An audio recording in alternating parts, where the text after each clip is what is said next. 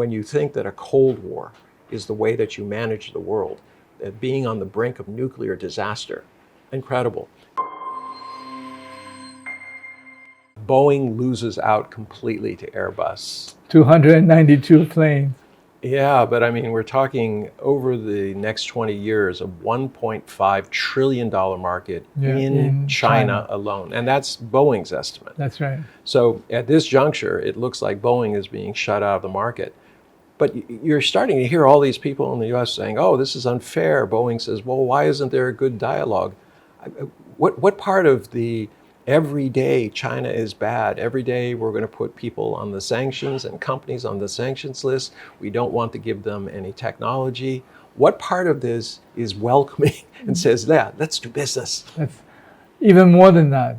I think there are some technical reasons as well, because the MAX, the 737 MAX, has had a lot of problems. It was poorly designed. That's right. The FAA allowed Boeing to self-certify. So they didn't go through the certification process. Boeing took an old design and they simply made it longer. And then to compensate, they put bigger engines on it. I mean, not just for Boeing. I mean, I'm talking about, is China going to go towards Europe and ignore the US? I mean, after all, Europe makes everything that the US makes. So they're actually the biggest competitors.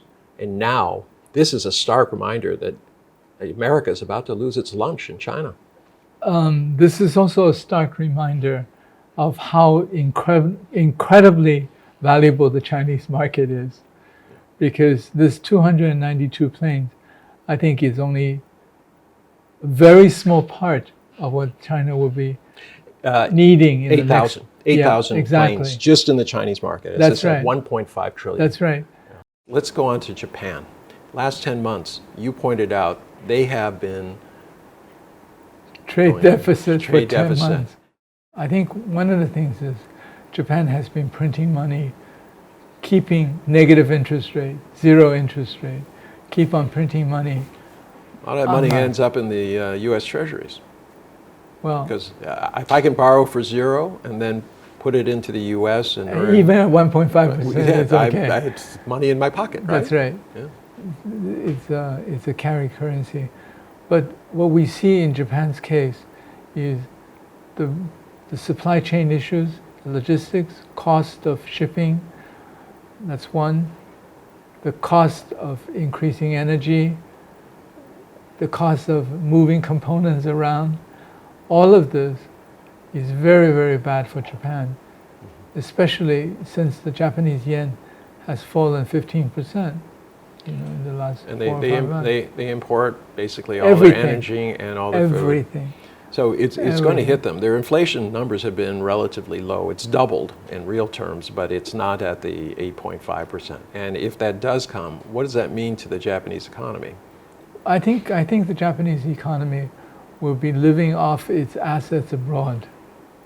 But I'm worried about the Japanese people. What is going to happen to these elderly people who are depending on the government when inflation goes up? So the government has to continue to print money. But at some point, you have a situation like Germany in the 30s, a failing government that's printing money, massive inflation. 1930s. Yeah. Militarization.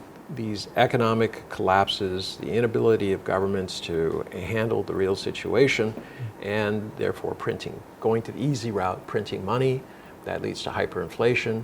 And then somebody comes along and saying, it's simple. We've been cheated. It's time to take our national birthright and take over the world, or take back all the things we lost when we were brutally colonializing the rest of Asia. I mean, those specters are still there. I actually was doing an interview with a guy who was nostalgic about the Cold War times when we were all united, when we knew where the line was, we knew who the enemy was. I couldn't believe it. This guy was actually going on and he was just saying, oh, those were the good days. And I'm thinking to myself, this is a topsy-turvy world. When you think that a Cold War is the way that you manage the world, that being on the brink of nuclear disaster, incredible. I think if we looked at how the US has tried to use other countries and among the ASEAN nations over the course of the last decade, they failed. Yeah. They failed so far, but you never Yeah. know. I mean, they haven't failed in Europe. I mean, Finland and Sweden have now signed on. So now you're having really hardened borders between Russia and Europe. Well, but I don't see this U.S. being able to handle Europe and Asia at the same time. But how would you define what's happening in Sweden and Finland? If somebody says, "What what does this mean?" Further pressure on the Russians. Yeah, but I see it as an emotional response. They're buffaloing everybody. I mean, they're literally, saying, "Oh, look at the evil Russia. Oh, you have to join our group or they'll attack you." Russia has no intention of attacking Finland or Sweden. No. All right. But the question is Finland and Sweden, are they safer or less safe because of joining NATO? I would argue that They're now less safe. They're less safe That's because right. they're pushing the brink.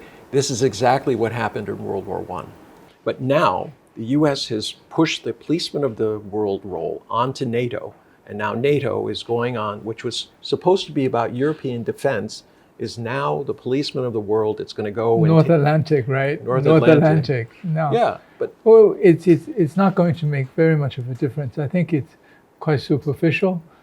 The U.S. is looking for deputy sheriffs in in Asia, and you're basically looking at possibly Japan and a very distant deputy sheriff in Australia. The meeting with the ASEAN, the results are again totally superficial, no substance. $120 million. well, even New Chunky. Zealand Yeah. has kind of said, no, we're not joining NATO and That's this right. type of thing. And That's right. This isn't where we want to be.